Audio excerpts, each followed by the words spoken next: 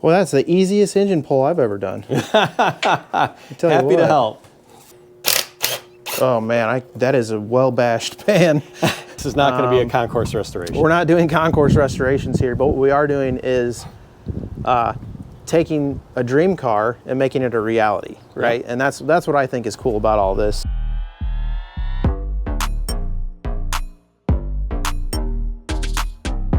Today we're going to be working on a 1973 Dodge Charger. This car is in need of some attention, and today we're going to give it some of that much needed attention. Today's goal is to get the drivetrain out of this Dodge. The engine in this thing is locked up tighter than a drum, and I can tell you because we spent 2 hours beating on the pistons of this thing with pipe, hammers, and a 5-foot leverage bar. So it's just time to get it pulled out, get it put on the engine stand, and see what actually went wrong with this old Mopar. So this is Jeff's car, and Jeff is my friend and my former chemistry professor, actually. He's been a mentor to me throughout my life, so I'm here to help him today, actually, get this engine pulled out of this car. So Jeff, if you wouldn't mind answering a couple questions for me. Sure. How long have you had this car? It's going on 2 years now. Okay, 2 years. Yep. And it was obviously a project when you bought it. You knew Definitely. That going it's into what I wanted. It's exactly what I wanted. And we're going to go over the car a little bit later in this video, and you'll see exactly what we're up against with this car. But you said it's exactly what you wanted. It's more than I wanted, actually. Is this in terms of work that needs to be done? Right, and I think you've told me this body style Charger is one of your favorite cars, yes, right? The 73, 74 Charger, that is the car that made me fall in love with cars. So yeah, this is the dream. Yeah, so this is pretty awesome because it's cool to see be working on somebody's dream car. I think that's really cool. Yep. And this is a car that, if not for you, I think would be left for dead. So I think it's also, to add to that, being a dream car, and we're saving a car, yes. Which I think is really cool. Exactly, agreed. Okay, so, and as far as car eras go, you're like a mid-70s guy, late 60s? Anything from 64, 65 to as far as 78, but probably, to narrow that down, between 68 and 75. Okay. Those Great. are the cars. Yeah. Man after my own heart. I love the mid-70s cars, late 60s, early 70s cars. I really like the full-size cars, too, of that era. So, yeah. Okay, last question. Who's your favorite automotive YouTuber? Well, it's become you. Okay. Finally, I couldn't even get my family to say Cody Builds. But I am a huge fan of Derek. Yes. Not gonna lie. I asked as I tried and I didn't tell him I was going to ask him this question because I asked my brother-in-law and he said Derek immediately. He said Derek, Vice Grip Garage, and then I asked my nephew. After he had seen that video, he said, Derek, Vice Grip Garage. So, that's great. I agree. Derek is inspiration for a lot of us. He's the reason we're out here filming this, doing this. Exactly. There are times I feel I'm in over my head with this, but just watching you and watching Derek do what you guys do, that inspires me. So I'm ready to get at it. Okay, let's do it. We're going to get this engine pulled out. So here's what we're working with. This is a 400, right? Mopar 400? It is the original engine, actually. Okay, that's very cool. Got the wrong size washers. So original engine, this thing, where did you pick it up? Oh, Central Illinois. Oh, okay. For some reason I thought you got it out of Wisconsin, but it was Central Illinois. Yes. Okay. And, the guy who had it, when I saw it, just looking at it, it was, like I said, first of all, I couldn't afford something that was already fixed up. But I wanted something that I could work on and rebuild and rescue. And I saw the pictures. There were only like 2-3 pictures. And I knew it was rough. And I told the guy, I called him up and I said, I want to buy the Charger. And he said, well, don't you want to come see it first? And I said, no, I want the car. He says, oh, I'll sell it to you. He says, but you really need to come down and see what you're getting into. And I can see why he advocated for that. But I took it anyway. And while I was driving down there, before I was driving down there, I was like, well, I just got to figure out how I can get it back up to Naperville. And he goes, oh, well, he says, I tow cars as my retirement hobby. He says, I will deliver the car for you. for only an extra $100. That's incredible. Incredible. You couldn't pay anyone else to deliver a car for $100. So, I mean, that's awesome. Usually half the battle is getting the car home. Yeah, and it was an hour and a half away. Yeah. One way. Yeah. And so he had to lose money on that deal given the gas prices and everything. Yeah. So. He was probably thrilled that you didn't give him a hard time once you saw the car and saw the condition that it was in. So No, I knew it was coming home with me one way or another. yeah, that's awesome. So he's actually this engine was complete, right? When you bought it. Yes, everything. I have everything that I need to restore the car. Yeah. So he spent a lot of time pulling the cylinder heads off of this thing. I know he sent me some pictures of. The bolt heads were broken off. A couple bolt heads were broken off. Yep. It was a real nightmare. And he got it down to the short block here, and we spent 2 hours, right? Easily. We spent 2 hours with. We took an iron pipe with a flange on it and a hammer, and we were knocking on each of these pistons, trying to get this thing broken loose because we wanted to at least see if we could get it to turn. Because if we could get it to turn, freely, relatively easily, maybe there's a chance we could have gotten this to run on its own, but that was not the case. So the next easiest thing is for us to get this pulled out and get it put on an engine stand. Jeff has done all the hard work already. This is like the best thing ever. I just showed up today and all of the wiring's disconnected, all of the transmission lines, the shifter lines, everything is disconnected. Most of the bolts have all the bolts have been broken free and lubed up. So this should go, knock on wood, this should go pretty easy today. So he's got the chain hooked up for the hoist. Well, let's get the engine hoist put in here and let's get this thing, let's see if we can get this thing pulled out.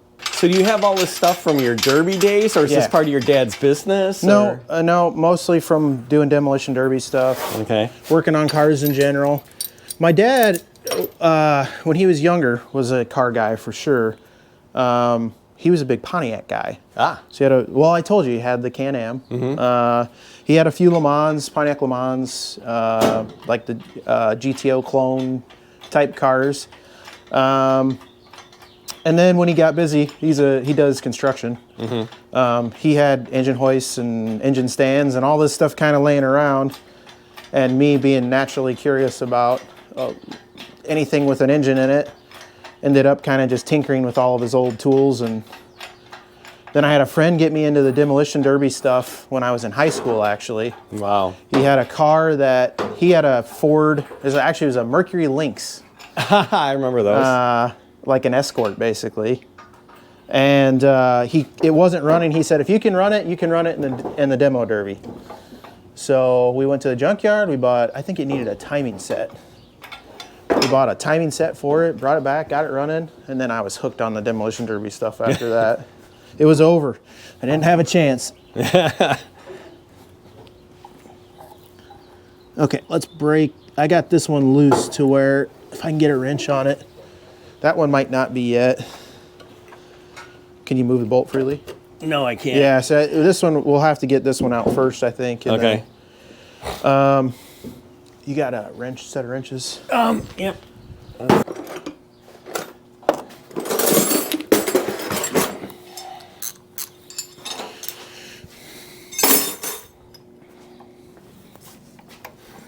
All right.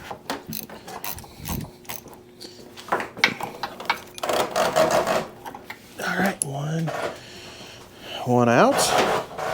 I'm gonna move this just so I'll end up knocking that off the fender and we'll be playing find the sockets. Okay, I should be able to take up a little more here.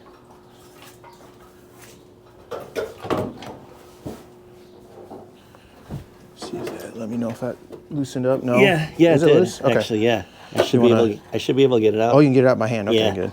Yep, it's coming out. Awesome. Okay. All right. You can set that wherever you want. Okay.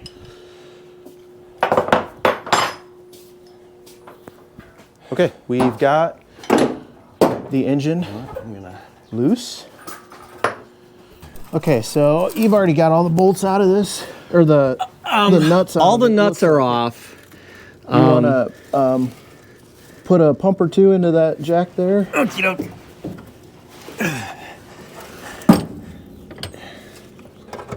perfect. I can get.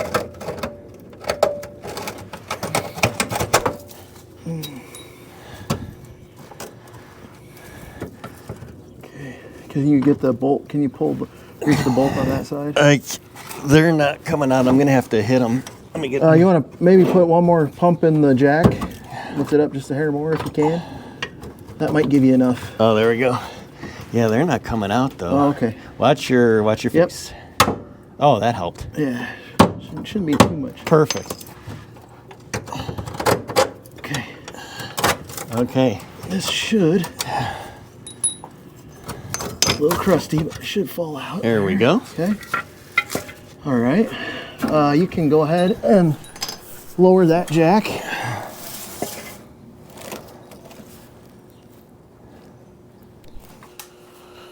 Okay, we should be up and away. Hopefully.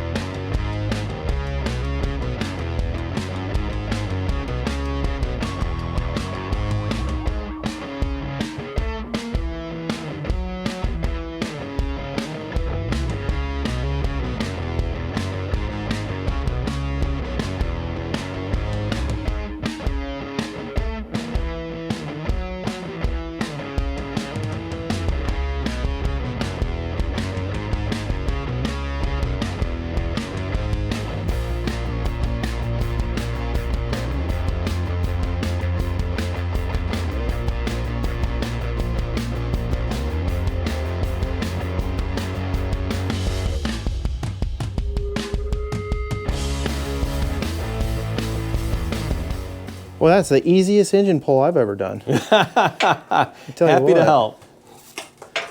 I just need someone to come unhook everything for me ahead of time. I gotta admit, I enjoyed it. You know, I love the challenge, and then, like I said, everything's been easy after those spark plugs and cylinder head bolts. So to me the funny thing is, you know, we've had such a challenge getting this thing rolled over, and if you look inside the cylinder walls of this thing, there's a little bit of pitting in there, but it's nothing crazy. So whatever our issue is, I actually think it's on the bottom end of this engine.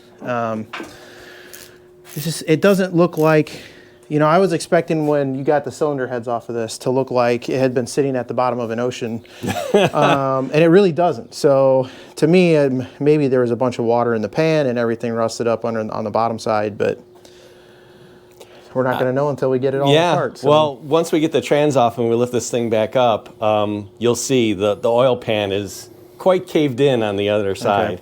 Okay. I didn't know if it was enough to restrict the motion of the engine or not, but it's definitely beyond normal. Yeah. Okay. Well, let's see. We'll get the transmission off. Okie doke. What are your plans for the engine? Just you want to go back stock with the engine, or? Ideally, I got to do my homework. It's been a while since, you know, I've worked on cars, and I mean, when I was a kid, I would have had a direct answer for you. Right now, I just want to see what it's going to take to resurrect it. I wouldn't want to do anything over the top. That's for sure. I mean, again, my goal is just to get this back on the street. I think, you know, we'll talk about some of the body work and stuff that has to be done on the car, but I think one of the most impressive things is that you have all the parts that you need to do the repairs. Yeah, it's I've been very lucky. What I didn't have, I was able to get right away. And then actually one of the guys that I bought some parts off of, he's a big Mopar guy, and he just had a bunch of stuff lying around, and he goes, I'm not going to use any of this. I don't need any of this. And I had been a good customer of his. I actually got a bunch of stuff off him. He just gave me everything. Yeah, so that's incredible. I've got 2 of a lot of stuff. Yeah, that's really good. That's a good place to be in, though, rather than having 0 of the thing you need. So exactly. All right. Goes. Okay. That was easy. Cool. All right. I think I got it knocked loose down here. It looked like, at least. Yeah. Yeah. You got it. So, okay.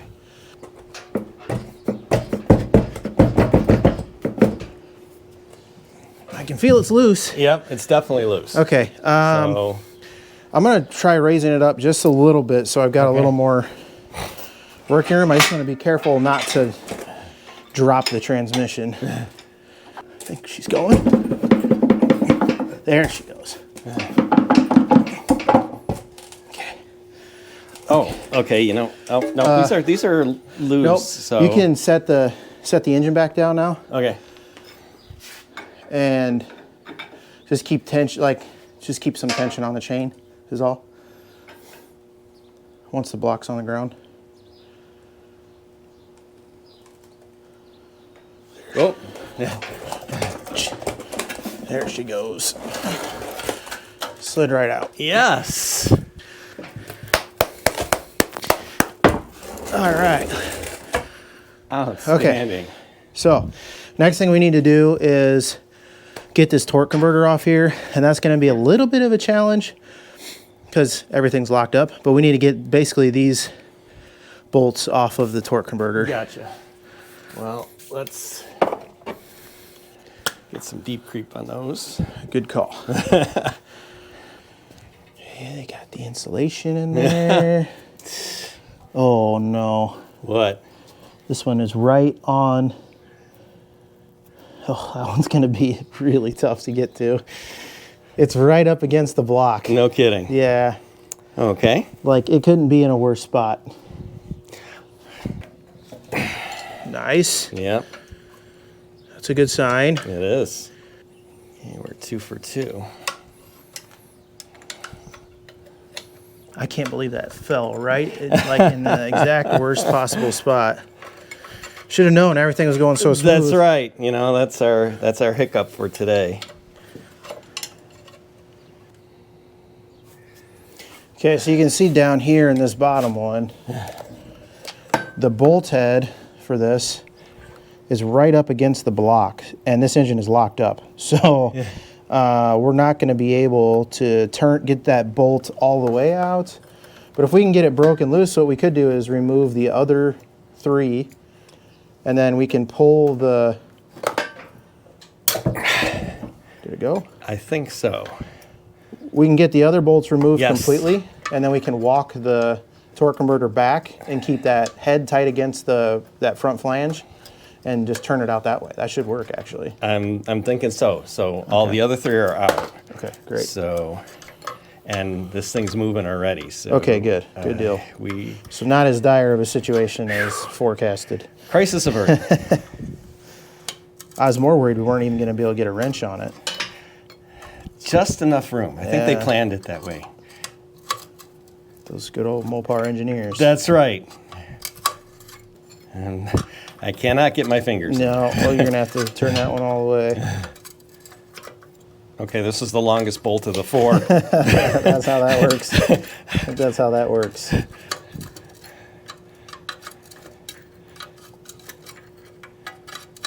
I was just surprised Yay. it wasn't completely seized, because normally that's what would happen in a bolt that's in the worst possible position. Lovely. Cool. All right. Torque converter off. Sweet. All right, on to the engine stand. Okay, let me just get this.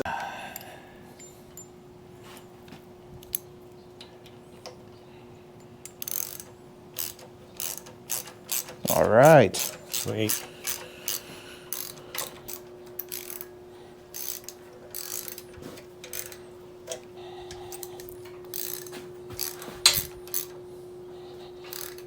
Cool. If that's all looking pretty even, as far as our arms here, we can go ahead and tighten those down. Yep.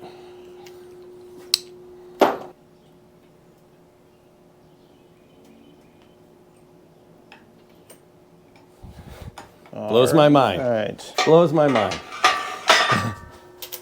You gotta love physics.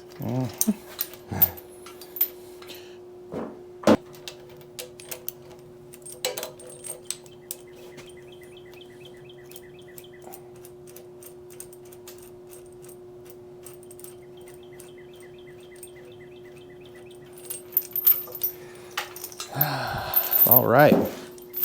Unbelievable.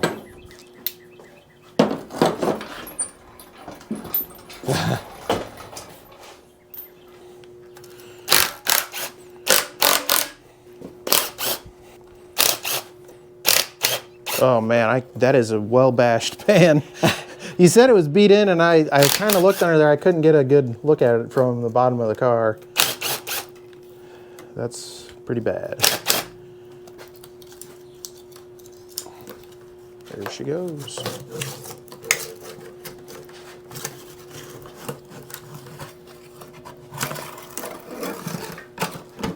Oh man, the moment of truth. Oh yeah, smoked that oil pickup. That oil pickup. So okay, here, look at this. That was pushed tight to the bottom of the pan. So where this was trying to pick oil up from the bottom side of this pickup, it couldn't do it anymore because there's metal on metal. So almost guaranteed this thing, it died from oil starvation. It probably bashed the pan into the pickup. Pickup couldn't get oil up into the block, and then just catastrophic failure in a matter of time after that. Okay. So I actually can already see some chunks of metal up there. I don't know what that's from just yet, but actually I don't know what that's from. That's like a broken washer that was in there. So yeah, I want to pull the camera in close on this real quick and show, because this is an interesting point. You can see there was water in this at some point, right? When I first opened the drain plug, actually nothing came out. And then maybe after about 5-10 minutes, I had a little stream of water, surprisingly clear water came out. Maybe a quarter of a cup of water. Okay, so best. It wasn't a ton of water? No.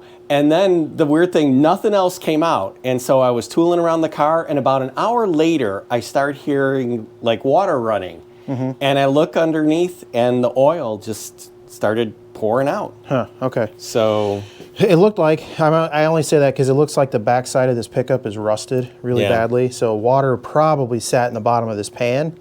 But if you look at the pan, look at the indent from the impact, from the pickup tube, where you can see it was pressed tight up against the pan. It's kind of hard to see on camera, but right around here is where that the pickup was jammed up against the bottom of the pan. So almost with certainty, this thing got really hot, and we're gonna hopefully be able to maybe see that if we start pulling out the crank here. We could probably see bluing around the bearing surfaces where it got really hot and probably seized, would be my guess. So yeah, here's another look. You can see how rusty that is. So I'm guessing after this thing seized up, it got parked and it probably sat with water in the bottom of the pan. I mean, the crank itself isn't all rusty, which is good. Well, I say that if we move this pan, you can see the rods actually are pretty rusty down in there. Oh, yeesh. But I don't think it sat with the crank submerged in water. I think it was all in the pan. It rusted out this pickup, but that wasn't the issue. The issue was the pan smashed up against the bottom of the oil pickup. Certainly not hoping that this is the case, but if this ended up being something that we couldn't resurrect, just the experience of getting in and learning that much more about an engine. Yep. And there's no substitute for experience. Yeah. I do think, the let's say that's what was the issue. Let's say that the crank bearing seized. There is a chance that we get this all apart, and the block might be fine. You take the block and get the block machined, but you're going to probably, depending on how much damage was done to the crank journals and the rod journals, maybe you need a new crank and rods, and you drop it back in this block. That's probably the direction I would lean anyways, but a machine shop's going to be able to tell you, if we tear this down and you take them in, the crank, the rods, pistons, well, probably not the pistons, but the block and the crank and the rods, have them inspect everything. I'm going to guess the block's okay. They'll be able to clean it, machine it, and Magnaflux and check and make sure it's not cracked from water freezing in it or anything like that. And then they'll be able to look at the crank and tell you if they can turn the crank, because they can actually turn the journals on the crank a small amount. And then what you have to do is buy oversized bearings. So one, I guess you'd have to see if there are oversized crank bearings available for a 400 Mopar, which I would assume they are. As would I. And then as long as they can turn that crank and it didn't get drastically overheated, it should be okay. Yeah. So everything can go back. Everything can be repaired for a price. Yeah, that's, yep. Money and time. Yep. Yeah, these, I mean, everything's going to, I mean, those are just, that's far too rusted. Yeah. Right? I Yes. mean, there's, Yeah. I mean, I know I could clean it up, but these those over are here are not. worse. You can see Yeah. this rod's pretty bad. I mean, you're definitely in it for rods, pistons, and rings right now. That's for sure. That's, The big question is the crank. Yeah. So if they can turn it and you're not doing anything crazy, like you said, if you're going back stock with it, the best option to me, because you don't need a forged crank or anything like that. You're not putting a ton of horsepower to it. I would say let's get it stripped down to where you can take the block and the crank into a machinist and say, can you inspect these and tell me what I need to do? We can save the bearings too, because they might be able. They probably won't even look at them. But if they're really blued, we can take that stuff in and say, this is how we found it. Can you inspect everything? Can you turn the crank and get the block cleaned, bored if it needs to be bored? It'll need to be bored, and figure out if the main journals, if they need to do anything with the main journals. okay. So they might be able to recondition the crank and the block, and then all you're in it for is rods, rod bearings, pistons, and rings. You can buy that as a kit. Right. So, right. But we're not really going to know too much until we start pulling it all apart. So it just depends on how far you want to go today, because I don't want to talk you into having 1,000 pieces. And that's the only thing. I mean, to be honest with you, my mission today, we've actually just to have these out and apart. I would be very happy to stop here. Okay. To be honest with you, and not that I don't appreciate that you want to go forward and everything like that, but I want to be in a good position. Yeah. Like you said, I don't want to start anything that it's like I'm in over my head. Yeah. I want to do my research and see what's what and know what I can get and everything like that. And then, like I said, I can clean this up, start. Yeah. Well, the other thing you can do now that we've got it this way, you can clean all the crap and crud off of this. If you want to start lubricating everything in here again, so that when you do go to take it apart, Exactly. you've been soaking it from the top side, you can soak some of the stuff from the bottom side now and really lube everything up. Because we're going to have to get the timing set off, the cams got to come out, the lifters have to come out. So you can start tinkering with some of that stuff and getting it ready to go. Is there anything in here that's telling you why it won't turn? Well, yeah. What's that? This because Okay, so to me, what probably happened when this thing starved for oil, right.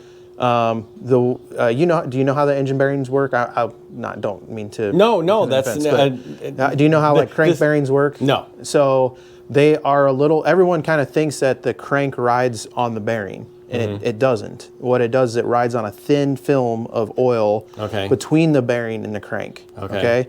So there's that slick surface in the crank that is designed to sweep oil across it. Once you have no oil and that's gone, you start to build heat in that bearing. Okay. And everything starts, what happens when they heat, they start to expand and fuse and weld together. Okay. So the crank bearings are probably welded to the crank, and that's why we can't get any movement out of it, and that's probably why. Okay. You probably got a couple crank bearings that are fused to the crank. Okay. Normally what would happen in a lot of instances is when it gets hot like that, it'll then spin the bearings. So you'll get, that's when you start getting all kinds of rod knock and stuff like that. It doesn't always seize completely. The bearing will actually spin in the journal and it'll cause a lot of damage. This to me seems more like it's just it welded and seized and didn't spin the bearing. It may not have actually spun the bearings. Okay. I think it starved itself of oil. Mm-hmm. Because there is a oil passage in the bearings. So when the bearings spin, that now cuts off the oil passage. So when someone says I spun a bearing, you stop the oiling to that bearing and it fries the bearing, seizes the crank. Gotcha. So Okay. this is more likely just didn't have nearly enough oil flow, starved all the bearings of oil. They got overheated and welded themselves together. That'd be my guess. Mm-hmm. No, that makes sense. It makes perfect sense. So you got a project. Yeah, well, I knew that going in, but I mean, I want to preserve it if I can, because like I said, it is the original block. Yeah. So I think I honestly seeing that, I think you'll be okay. It's all going to come down to the crank journals and the main journals on the block. As long as there was no it didn't get hot and crack or something like that, or if they had, as long as it had antifreeze in it too. It's pretty rotted. I'm just looking to see if any of the freeze plugs are pushed out, because that'd be a pretty good indicator it had water and not antifreeze in it. But the freeze plugs are all in place. I know. So that is promising. Promising, because as long as it didn't sit with water in the cooling passages, you should be okay. That one's just rusted. Yeah. I mean, it's still there, so that's. So honestly, the block is probably okay. It's just you may end up having to replace the crank. Minor investment. I mean, here's the, and not that this is why I'm doing this, because I'm going to keep this car regardless of what happens, unless we decide, that it's not worth saving. It kills me what these cars are going for. Yeah. Not just this one. I mean, all the cars that we talk about. I know. I was shocked that one that you sent me on eBay that went for that $2,000. I could not believe it. Yeah, that guy stole that one. Yeah. Because there's several others that are they're going for $4,000 easily, just like something like this. In this condition. So.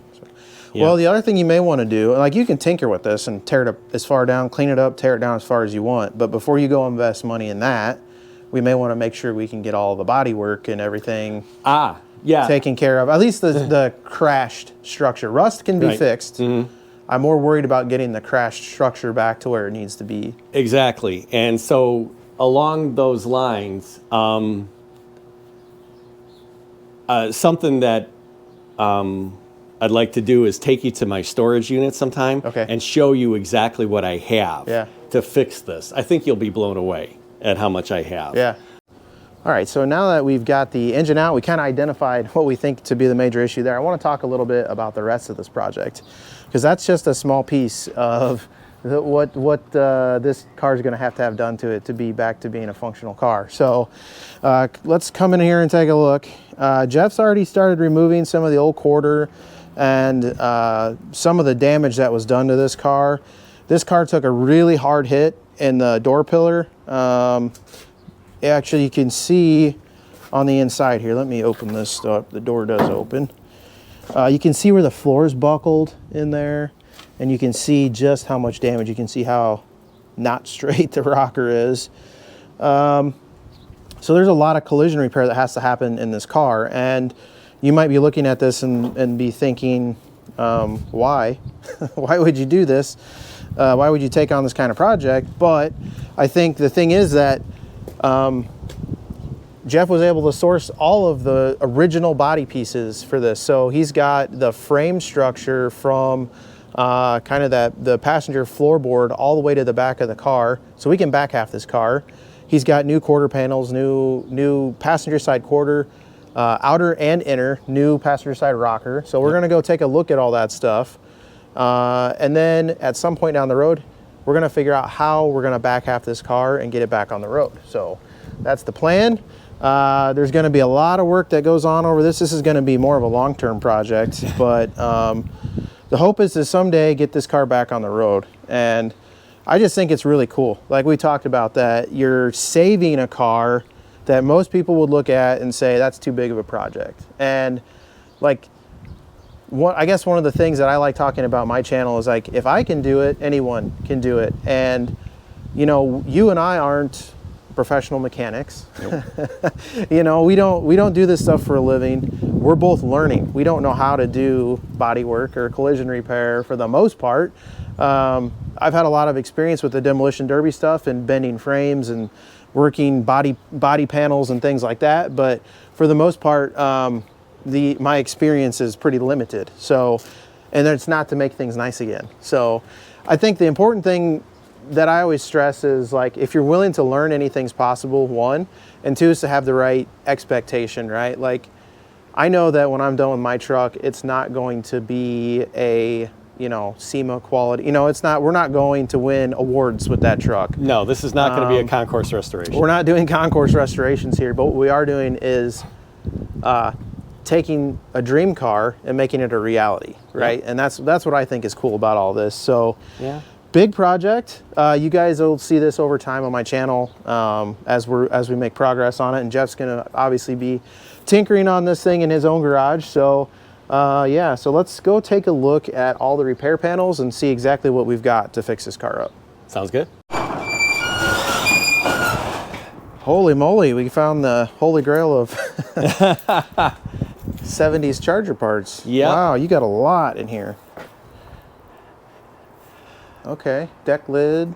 Yeah, so I got, here's my hood. Okay. It's my fuel tank, not that I can use that one. But, let's see, so, here's my dash pad. Nice, pretty cool. It's actually in really good shape. Yeah, it is. The door panels. So here is the rear quarter panel that I've got. Okay. And again, it's got that whole part of it. So that's the inside and the outside, and it's got the wheel well also. Okay. So cool. But here, it might be hard to see, but here's the trunk. Oh yeah, you got the whole floor piece down and there. So then it goes all the way. That's actually in really good shape, it looks like. Yes, it is in super shape, and it goes all the way. So this is the back frame rails, the floor, the back tail panel. Those bumpers are heavy. Yeah, you got half a car in here. Yes. Literally. So there's the rest of it, wheel hump down and there. it goes all the way to the front. Holy cow, that floor pan is in excellent shape. Isn't it though? Yeah. So yeah, I've got that, and then looks like now somewhere in here, I've got the rail. Okay. That goes under the door. Cross member. Yes. Now, do you know anything about the car that this floor came out of? Because I'm looking, it's got like brand new brake lines somebody had just done in it. Like all those brake lines that are attached there look new. Nice floor. Well, here's the thing. It's the guy that I bought it off of. So I know a little bit about the car. He was rebuilding another 73 Charger, and he used this car, stripped it down. But here's the thing. I don't know why he did it, because this car was in beautiful shape. Yeah. Because I saw the car before he stripped it down. Yeah. And it's like, why don't you restore that one? And he goes, well, I want to restore that one, and I'm going to use this one to restore that one. And I thought it was a sin, but the guy knew what he was doing, and it's his things, and his car. And he wanted to cut it up. So you get the benefit. So yeah, so I was the benefactor, but boy, was it in great shape. Okay. So it looks like it was well cared for. It was in really, really good shape. From what I can see. But this is what I have. Then you're seeing that. I mean, yeah, look at that. So this is the right side of the car. This is everything we need to fix what's been cut out. Mm-hmm. And then the whole floor structure. And then I think this is a rocker over here. Oh, there it is. Yeah, right there. Yeah. That's the rail. So that's the rocker, the passenger side rocker panel. You got it. Yep. Awesome. And then the front of this goes all the way up past that cross member that's kinked on yours. Exactly. As well. Yes. Okay. So we've got everything we need to repair what is tore up on your car. Awesome. Very cool. Oh, okay. I'm gonna do a show and tell here. Look at look how organized he is. Look at this. He's got the. Yeah. So I designed You already it. had the lifters out, and you've got the push rods. So look at this. So cool. yeah, because they wanted a small fortune for these kits that you can Yeah. just put all the lifters in and Yeah. everything. And So here's cool. the thing. It's great. It's well designed. There's a place for everything and everything in its place. If you drop it, you are SOL. So I was like, no, these fit. I got the spacers. Extremely and I just, organized. Yeah, I love it. Thank you. That's great. I wasn't going to take any chances. Okay. Yeah. Okay. So yeah, you've got. Is this what you cut out of your car? Actually, no. This is yet another right side panel that I have for us to work with. I got it because the wheel well over for that part isn't completely intact, but this one is. Okay. So Because what I'm seeing, this looks like it's in better shape than what that. the was. wheel well the certainly inner is. structure. Yeah. So So what we might end up doing is putting the floor pan in. Do you have another? Is that that's the left side left side? yes, that's the left side of the car. Did he? So was this quarter panel attached to? No. Was this the same car? No. No. Okay. Okay. So this quarter panel I got off of the guy I bought the car from. Okay. Okay. Okay. Everything else in here. So he had taken that right side inner structure for his own car. Correct. Okay. Yes. Yes. Okay, Which well- is greட் because that I didn't need. Because what I'm kind of thinking is what we might be able to do since we're back halving the car is if we take, we'll see how much structure's there, but we could weld this inner structure onto there and do it all in one shot, and then rejoin it with the exterior quarter panels, and put the new quarter panel on. Gotcha. So that's what I'm thinking. The only thing we'll have to assess is that exterior quarter does look a little beat on that. Yes, it is. So we'll have to make the decision when the time comes if you want to. It depends on how you're trying to finish the car out. So that'll require a lot of body work on that fender, whether it's better or cheaper to put a replacement quarter in or. Oh, okay. That's totally up to you, but. There's two ways to look at it, and I just talked about this recently in one of my videos. Is there's labor time, which is, people say time is money, but if you enjoy what you're doing, is it really, to me, if it's a hobby and you're enjoying it, then I think your time, yes, it is an investment, but it's free. That's right. So you always have to have that balance when you're taking on a large scale project of. How much money do you want to put into something versus how much time? Because sometimes it is better to invest in something, pay a little more money because it won't take you, a year to finish something. Or if you just got the time and you want to do it, then that's great too. Yeah. So it's a decision you have to make multiple times on every single project. But this is cool. This is really cool. You got a storage unit with more than half. You got a couple halves of Dodge Chargers in here, which is awesome. So I'm excited about this project. I know you're Awesome. excited. I know you're excited about this project. So yeah, you guys will see more of this as we're making progress. We'll stop in and, obviously Jeff's going to be making progress on his own project as he's going, and we'll get some updates here and there. And then when the time comes, we're going to back half that car and get it right and get it back to a position where it could be back on the ground, rolling, structurally sound, and then he can figure out what he wants to do with the drivetrain and get the thing back on the road. So thanks for tuning in, guys. Awesome. I hope you guys enjoyed today's episode. Remember, your projects aren't going to work on themselves. So get out in your garage, get building, and I'll see you on the next episode of Cody Builds.